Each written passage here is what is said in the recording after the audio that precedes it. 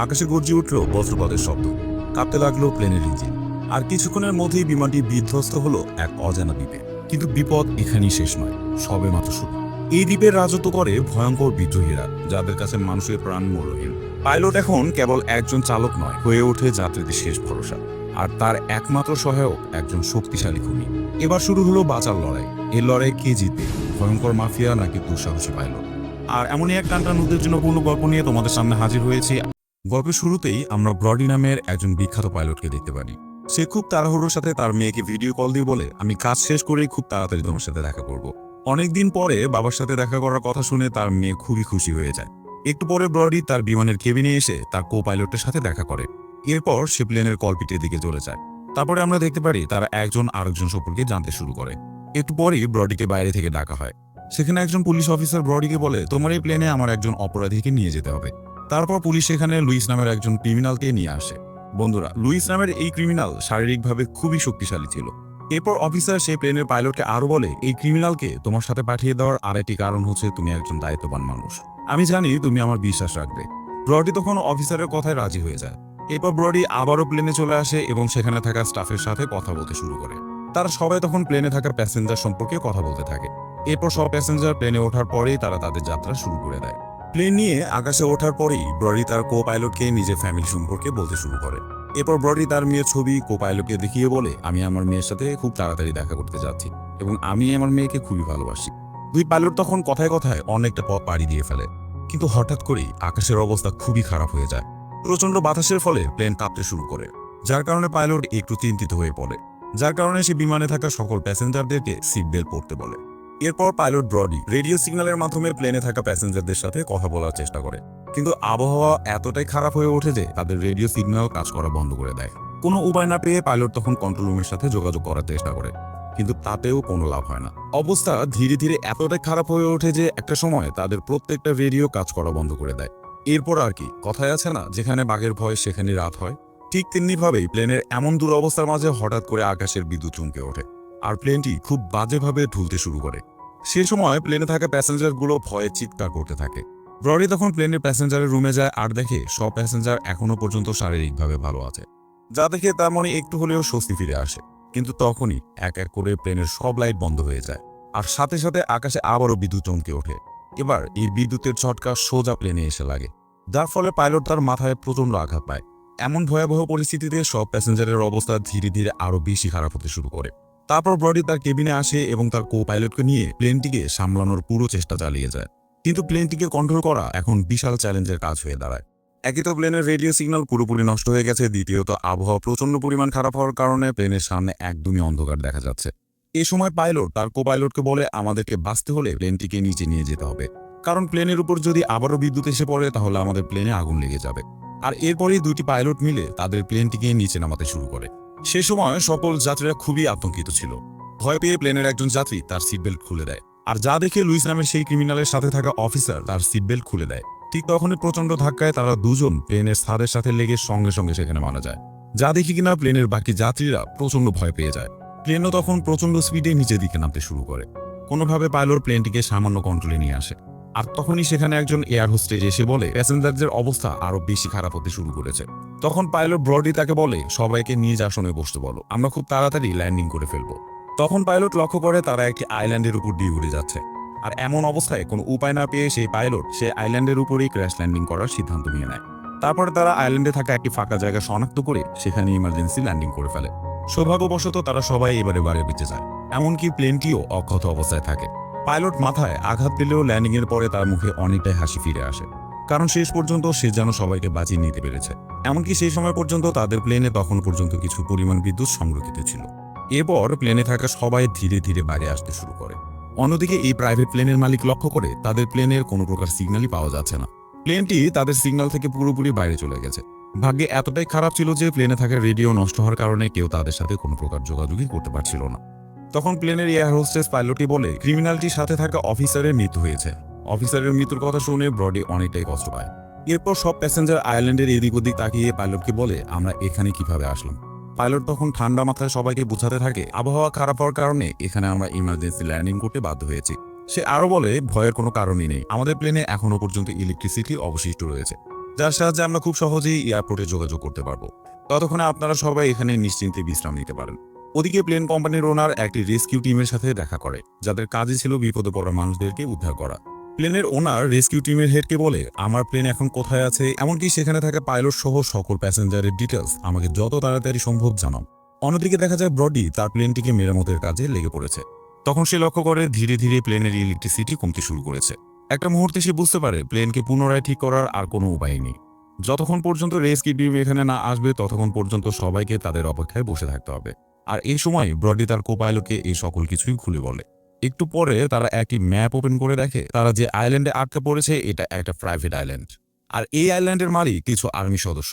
তারপর তারা আরো একটু রিসার্চ করে বুঝতে পারে যেসব আর্মি কবজা এই আইল্যান্ডে আছে তারা কোনো সাধারণ আর্মি নয়, মূলত তারাই ছিল বিখ্যাত মাফিয়া। পাইলট তখন বুঝতে পারে এমন অবস্থা তারা যদি কোনো ক্ষতিগ্রস্ত হয় তাহলে গভর্নমেন্টের কাছে তারা কোনো সাহায্যই পাবে না, কারণ একে তো এই আইল্যান্ড পুরোপুরি প্রাইভেট, অন্যদিকে তারা সবাই মারাত্মক মাফিয়া। পাশাপাশি এই মাফিয়াগুলো এতটাই ভয়ানক ছিল যে গভর্নমেন্ট পর্যন্ত তাদের পিছু লাগতে ভয় পেল। ব্রডি তখন তার কো-পাইলটকে বলে যেভাবে হোক সিকিউরিটি টিমের সাথে তাদের যোগাযোগ করতে হবে।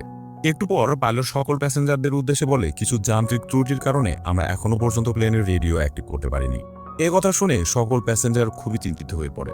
ব্রডি তখন সবার উদ্দেশ্যে বলে, আপনাদের চিন্তা করার কোনো কারণই নেই, আমি আইল্যান্ডের এক পাশে গিয়ে সেখানে রেডিও সিগন্যাল খোঁজার চেষ্টা করব, আর তাদেরকে যদি কোনো বার্তা পাঠাতে পারে রেস্কিউ টিম তাহলে আমাদের অবশ্যই বাঁচাতে আসবে। পাশাপাশি সে সবাইকে বলে, আমি আমার সাথে লুইসকে নিয়ে যাচ্ছি। এ কথা বলে লুইসের হাতে থাকা হ্যান্ডকাপ সে খুলে দেয়। এরপর তারা দুজনে জঙ্গলে হাঁটতে শুরু করে। একটু পরে আমরা সেই প্রাইভেট আইল্যান্ডের মালিককে দেখতে পারি। তার কাছে তার একজন সহকর্মী এসে বলে, আমাদের আইল্যান্ডে একটি প্লেন ইমার্জেন্সি ল্যান্ডিং করেছে, আর এই প্লেনে কিনা ভিন্ন ভিন্ন দেশের মানুষ উপস্থিত আছে। এই কথা শুনে আর্মি মাফিয়ার হেড লোকটির উপর প্রচন্ড পরিমাণে খুশি হয়ে যায় আর তাকে কিছু টাকা বকশিশও দিয়ে দেয়। এরপর আর্মি হেড তার পুরো দলবল নিয়ে সেই প্লেনটিকে লুট করার জন্য যাত্রা শুরু করে। অন্যদিকে আইল্যান্ডের ঘন জঙ্গলের মধ্যে দিয়ে ব্রডি আর লুইস হাঁটতে হাঁটতে সামনের দিকে এগিয়ে যাচ্ছিল। লুইস তখন ব্রডিকে বলে, তুমি আমাকে মুক্ত করলে কেন, আর এখন আমাকে কোথায় নিয়ে যাচ্ছ? তখন ব্রডি তাকে বলে, তুমি একজন ক্রিমিনাল, তাই আমি তোমার জন্য বাকি প্যাসেঞ্জারদের বিপদের মুখে ঠেলে দিতে পারি না, আর এই কারণেই আমি তোমাকে আমার সাথে নিয়ে এসেছি। এই আইল্যান্ডে ভয়ঙ্কর মাফিয়া বসবাস করে, আর আমরা দুজন মিলেই ওই মাফিয়াগুলোর সাথে লড়াই করব। কথায় কথায় লুইস ব্রডিকে নানা প্রশ্ন করতে শুরু করে। হঠাৎ করে ব্রডি খেয়াল করে লুইস একদম চুপচাপ হয়ে গেছে। তখন তার মনে সন্দেহ হতে শুরু করে লুইস হয়তো পালিয়েছে, যেমন কথা তেমন কাজ। দুজনের কথার মধ্যে থেকেই লুইস ব্রডির চোখ ফাঁকিয়ে দিয়ে পুরোপুরি গায়েব হয়ে গেছে। ওদিকে রেস্কিউ টিমের লিডার হারানো সেই প্লেনটিকে খোঁজার কাজে লেগে পড়েছে। একটু রিসার্চ করতে সে দেখতে পারে প্লেনটি ক্র্যাশ হওয়ার আগের মুহূর্তে প্লেনের মধ্যেই ব্রডি একজনকে পেটাচ্ছে। এটা দেখে রেস্কিউ টিমের হেড খুবই খুশি হয়ে যায়। সে প্লেনের মালিককে ফোন করে বলে, আপনারা প্রস্তুত হয়ে যান, খুব তাড়াতাড়ি হয়তো আপনাদেরকে প্রয়োজন হতে পারে। পরের দিন আমরা দেখতে পারি ব্রডি একাই জঙ্গলের ভিতর ঘুরতে ঘুরতে একটি পরিত্যক্ত বাড়ি খুঁজে পেয়েছে। সে বাড়িতে প্রবেশ করতেই সে একটি বন্ধ রেডিও দেখতে পায়। এরপর অনেক চেষ্টা করে পাইলট সেই রেডিও মেরামত করতে সক্ষম হয়। তারপর এই রেডিওটির মাধ্যমে হেল্পলাইনে কন্ট্যাক্ট করে সে জানায় তাদের প্লেন এখন কোথায় ক্র্যাশ ল্যান্ডিং করেছে। কিন্তু দুর্ভাগ্যবশত রেডিও সিগন্যাল জ্যাম হয়ে যাওয়ার কারণে হেল্পলাইনে থাকা ব্যক্তি পাইলটের কোনো কথাই বুঝতে পারে না। ঠিক তখনই পাইলটের মাথায় একটি দারুণ আইডিয়া চলে আসে। সে তখন ওই রেডিওর সাহায্যে তার মেয়েকে ফোন করে পুরো ঘটনা খুলে বলে, এমনকি একটি অ্যাড্রেস দিয়ে বলে, এই অ্যাড্রেসের লোকেশন অনুযায়ী তুমি যত তাড়াতাড়ি পারো আমাদের তথ্য জানিয়ে দাও। এর মধ্যেই মাফিয়া আর্মির একজন সদস্য পাইলটের উপরে হামলা করে বসে। পাইলট ব্রডি তখন কোনো রকম ভাবে সেই আর্মিকে মেরে অজ্ঞান করে দেয়। আর এই সময় পাইলট সেই ঘরের মধ্যে দ্বিতীয় কোনো ব্যক্তির উপস্থিতি বুঝতে পারে। সাথে সাথে পাইলট ঘরের এক কোণে লুকিয়ে পড়ে, কিন্তু সে দেখতে পারে সেখানে আর কেউই না, বরং লুইস ছিল। এমনকি সে আশেপাশের সকল মাফিয়াকে মেরে তাদের হাতিয়ার এক জায়গায় করে সে রেখে দিয়েছে। একটু পরে লুইস ব্রডিকে ডাকতে শুরু করে, আর যখনই ব্রডি বাইরে আসে তখন লুইস তাকে কিছু অস্ত্র দিয়ে দেয়। এরপর তারা দুজনে মিলে সেই বাড়ির সিঁড়ি দিয়ে নিচের দিকে নামতে শুরু করে। তখন তারা সেখানে একটি ক্যামেরা দেখতে পায়। লুইস তখন ক্যামেরা ফুটেজগুলো চেক করে বুঝতে পারে এই আইল্যান্ডে যারাই আটকা পড়ে তাদের সবাইকে এখানে থাকা মাফিয়াগুলো পুরোপুরি জিম্মি করে ফেলে এবং তাদের উপর লুটপাট শুরু করে দেয়। এরপর তারা দুজনেই সেই বাড়ির সামনে থাকা গাড়িটি নিয়ে তাদের প্লেনের দিকে যাত্রা শুরু করে। ওদিকে যখন প্লেনের সব প্যাসেঞ্জার ক্লান্ত হয়ে মাটিতে বসেছিল ঠিক তখনই তারা একটি গাড়ির শব্দ শুনতে পায়। প্যাসেঞ্জাররা তখন ভাবতে থাকে লুইস এবং ব্রডি তাদের জন্য হয়তো কোনো সাহায্য নিয়ে এসেছে।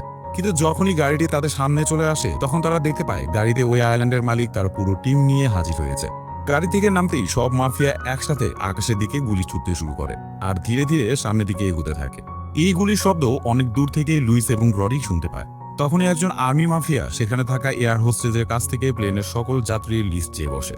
ভয় পেয়ে এয়ার হোস্টেজ সাথে সাথে তাকে যাত্রীর লিস্ট দিয়ে দেয়। একটু পরে আরো একজন মাফিয়া প্লেনের কো পাইলটকে বলে, তোমার মেইন পাইলট কোথায়? কো পাইলট উত্তরে বলে, উনি একটি জরুরি কাজে জঙ্গলের ভেতরে গেছে। আর এই সময় একটা মেয়ে প্রচন্ড ভয় পেয়ে সেখান থেকে পালাতে শুরু করে। আর তখনই আর্মি মাফিয়া তাকে গুলি করে হত্যা করে ফেলে। গুলির শব্দ শুনে ব্রডি তাদেরকে সাহায্য করার জন্য সঙ্গে সঙ্গে সেখানে ছুটে যেতে চায়, কিন্তু লুইস তাকে বাধা দিয়ে বলে উপযুক্ত সময়ের জন্য আমাদের অপেক্ষা করতে হবে। এরপর মাফিয়া টিম প্লেনের সব প্যাসেঞ্জারকে এক এক করে তার গাড়িতে তুলতে শুরু করে। তখন একজন মাফিয়া তার সহকর্মীকে বলে প্লেনের ভেতরে গিয়ে সেখানে থাকা সব দামি জিনিসগুলো নিয়ে আসতে। এরপর তারা সব প্যাসেঞ্জারকে নিয়ে সেখান থেকে চলে যায়। তখন ব্রডি লুইসের উপর চিৎকার করে বলে গুন্ডাগুলো আমাদের সব প্যাসেঞ্জারকে বন্দি করে নিয়ে গেল, আর তুমি আমাকে সাহায্য করার জন্য যেতে দিলে না। লুইস তখন বলে ওরা সবাই আর্মি ট্রেনিং প্রাপ্ত ক্রিমিনাল, আমরা দুজন মিলে ওদের কিছুই করতে পারবো না। এরপর লুইস আর ব্রডি মিলে একজন মাফিয়াকে ধরে ফেলে, যে কিনা প্লেনের ভেতরে সকল দামি জিনিসপত্রগুলো লুট করেছিল। ব্রডি তখন সেই মাফিয়ার মাথায় বন্দুক তাক করে বলে তোমার লোকজন আমার প্যাসেঞ্জারগুলোকে কোথায় নিয়ে গেছে। তখন বন্দী হওয়া মাফিয়া বলে জঙ্গলের মধ্যে একটি সেফ হাউস আছে, তারা সবাই সেখানের উদ্দেশ্যেই রওনা হয়েছে। অন্যদিকে আমরা দেখতে পারি ব্রডির মেয়ের সহায়তায় রেস্কিউ টিম সকল প্রকার তথ্য পেয়ে গেছে। অনেক খোঁজাখুঁজির পরে রেস্কিউ টিম দেখতে পায় তাদের প্লেনটি একটি আইল্যান্ডে পড়ে আছে, আর যেটা কিনা কোনো সাধারণ আইল্যান্ড ছিল না, এটা কিছু আর্মি মাফিয়ার দখলে থাকা একটি প্রাইভেট আইল্যান্ড। সাথে সাথে তারা বিষয়টি প্লেনের মালিককে জানিয়ে দেয়। প্লেনের মালিক তখন বলে যেভাবে হোক তোমরা সেই আইল্যান্ডে রেস্কিউ টিম পাঠাও এবং সবাইকে উদ্ধার করো। এরপর রেস্কিউ টিম প্লেনের সেই পারফেক্ট লোকেশনটি বের করে ফেলে, এমনকি সেখানে যাওয়ার জন্য সকল প্রকার প্রস্তুতি নিতে শুরু করে। এদিকে ব্রডি আর লুইস মাফিয়াদের সেই সেফ হাউসে চলে আসে, এমনকি চুপি চুপি তাদের কার্যক্রম দেখতে থাকে। তারা সেখানে দেখতে পায় কিছু মাফিয়া প্যাসেঞ্জারদের বন্দি ভিডিও বানাচ্ছে, যেন এই ভিডিওগুলো তাদের পরিবারের কাছে পাঠিয়ে মোটা অঙ্কের টাকা হাতিয়ে নিতে পারে। অপরদিকে দেখা যায় সেই রেস্কিউ টিম সেই আইল্যান্ডে চলে এসেছে, আর তারা মাটিতে পড়ে থাকা প্লেনটির আশেপাশে প্যাসেঞ্জারদের খুঁজতে শুরু করে। কোথাও কাউকে খুঁজে না পেয়ে টিমটির লিডার প্লেনের ভিতরে চলে যায়, আর সেখানে সে দুজন ব্যক্তিকে লাশ অবস্থায় পড়ে থাকতে দেখে। একটু সামনে এগোতে রেস্কিউ টিম লিডার প্লেনের ককপিটে ব্রডির রেখে যাওয়া সেফ হাউসের লোকেশন দেখতে পায়। পরের সিনে লুইস আর ব্রডি চুপি চুপি দুজন গুন্ডাকে পেছন থেকে হামলা করে এবং তাদেরকে সেখানে মেরে ফেলে। এরপর ধীরে ধীরে তারা সামনের দিকে এগোতে থাকে। কিছুক্ষণ পরেই তারা একটি রুমের সামনে এসে দাঁড়ায়। মূলত এই রুমের ভিতরে সকল প্যাসেঞ্জারকে বন্দি অবস্থায় রাখা আছে, আর সেই রুমের আশেপাশে অনেকগুলো মাফিয়া পাহারা দিচ্ছিল, যাদের দেখেই লুইস খুবই রেগে যায় আর একটি বড় হাতুড় দিয়ে এক এক করে সেখানে থাকা সকল মাফিয়াকে পিটিয়ে মেরে ফেলে। সেই ফাঁকে ব্রডি সেই রুমের চাবি দিয়ে সকল প্যাসেঞ্জারদেরকে মুক্ত করে দেয়, এমনকি তাদেরকে জানায় যত তাড়াতাড়ি সম্ভব প্লেনের কাছাকাছি চলে যেতে, কারণ আমাদের সবাইকে উদ্ধার করতে রেস্কিউ টিম হয়তো অলরেডি সেখানে চলে এসেছে। এরপর ব্রডি সামনে একটি বাস দেখতে পেরে সকল প্যাসেঞ্জারকে সেই বাসে তুলে সেখান থেকে পালানো শুরু করে। এই মুহূর্তে লুইস সেখানে এসে বলে বাইরে অনেকগুলো মাফিয়া চলে এসেছে, এই মুহূর্তে সেখান থেকে পালানো কোনোভাবেই সম্ভব না। যে কথা শুনে ব্রডি প্রচন্ড ভেঙে পড়ে, সে হতাশ দৃষ্টিতে প্যাসেঞ্জারদের দিকে তাকিয়ে থাকে, কিন্তু ব্রডি কোনোভাবেই তার হাল ছাড়তে রাজি নয়। সে লুইসকে বলে আমি সব গুন্ডাদেরকে আমার দিকে আকর্ষিত করব, সে ফাঁকে তুমি সবাইকে নিয়ে এখান থেকে পালিয়ে যাবে। এরপর ব্রডি নিজের জীবনকে বাজি রেখে সেই মাফিয়াদের মাঝে চলে যায় আর বলতে থাকে আমার টিম এখানে খুব তাড়াতাড়ি চলে আসবে, এর জন্য আমি তোমাদের ভালোর জন্যই বলছি, তোমরা আমার সকল প্যাসেঞ্জারদেরকে এখানেই ছেড়ে দাও। এই কথা শুনতে মাফিয়াগুলো ব্রডিকে মারতে শুরু করে। ঠিক তখনই মাফিয়া লিডারের ছোট ভাই সেখানে এসে ব্রডিকে বলে আমি তোর প্যাসেঞ্জারদেরকে কিভাবে ছেড়ে দেব, টাকা ছাড়া তো তাদেরকে মুক্ত করে দেওয়া কোনোভাবেই সম্ভব না। এরপর যখনই সে ব্রডিকে হত্যা করার জন্য প্রস্তুতি নেয়, ঠিক তখনই সেখানে রেস্কিউ টিম চলে আসে আর এক এক করে অনেকগুলো মাফিয়াকে মেরে ফেলে। তারপর তারা ব্রডিকে নিয়ে সেখান থেকে চলে যায়। একটু পরেই সেখানে মাফিয়া মেইন লিডার চলে আসে, আর সে দেখতে পারে সেফ হাউসের আশেপাশে তার টিম মেম্বারগুলো মরে পড়ে আছে, এমনকি সবার মাঝে তার ছোট ভাইকেও সেখানে মৃত অবস্থায় পড়ে থাকতে দেখে। এটা দেখে সে তার টিম মেম্বারদের বাকি সদস্যদের উপরও খুবই রেগে যায় আর বলতে থাকে তোমরা প্রস্তুত হও, যেভাবেই হোক তাদেরকে মেরে ফেলতে হবে। ওদিকে গাড়িতে বসে ব্রডি তাদেরকে উদ্ধার করতে আসা টিমের সাথে কথা বলতে থাকে। তখন সেই টিমের হেড তাকে বলে আমরা তো কোনো রেস্কিউ টিম না, আমরা ছোট একটি টিম, তোমাদেরকে বাঁচাতে এখানে এসেছি, রেস্কিউ টিম আসতে হয়তো আরো সময় লেগে যাবে। এই কথা শুনে ব্রডি একটু ঘাবড়ে যায়। এরপর তারা সেই বিধ্বস্ত প্লেনের সামনে এসে পৌঁছে। লুইস সেখানে সকল প্যাসেঞ্জারদেরকে নিয়ে আগেই চলে এসেছিল। তখন ব্রডি সবাইকে বলে তোমরা কেউ দুশ্চিন্তা করো না, আমাদেরকে সাহায্য করতে এখানে একটা প্রাইভেট টিম আছে, এদের সবার সাহায্যে আমরা এই প্লেনটিকে আবারও আকাশে উড়াবো আর একই সময় সবাই বাড়িতে ফিরে যাব। তোমরা সবাই প্লেনে বসে পড়ো, আমরা রেস্কিউ টিমের জন্য আর অপেক্ষা করতে পারবো না। এরপর সব প্যাসেঞ্জার প্লেনের ভিতরে গিয়ে বসে পড়ে। ব্রডি তখন এই প্রাইভেট টিমের সহযোগিতায় প্লেনটিকে ঠিক করার কাজ শুরু করে দেয়। তারা সবাই মিলে প্লেনটিকে প্রায় ঠিকই করে ফেলেছিল। ঠিক তখনই সেখানে মাফিয়ারা আবারও হাজির হয়ে যায়। এটা দেখে সেই প্রাইভেট টিমও গুন্ডাদের বিরুদ্ধে ফাইট শুরু করে দেয়। এ সময় দুই টিমের মধ্যে তুমুল গোলাগুলি শুরু হয়ে যায়। এরই মাঝে ব্রডি তাদের উদ্ধার করতে আসা টিম লিডারটিকে বলে 5 মিনিটের মধ্যে প্লেনটিকে আমি চালু করতে পারবো, তারপর আমরা আবারও টেক অফ করতে পারবো। তখন লুইস ব্রডির উপর সন্তুষ্ট হয়ে তাকে ধন্যবাদ জানায়। একটু পরে ব্রডি দৌড়ে প্লেনের মধ্যে চলে আসে এমনকি তার কো পাইলটটির সাথে সেই প্লেনটিকে চালু করার চেষ্টা করে।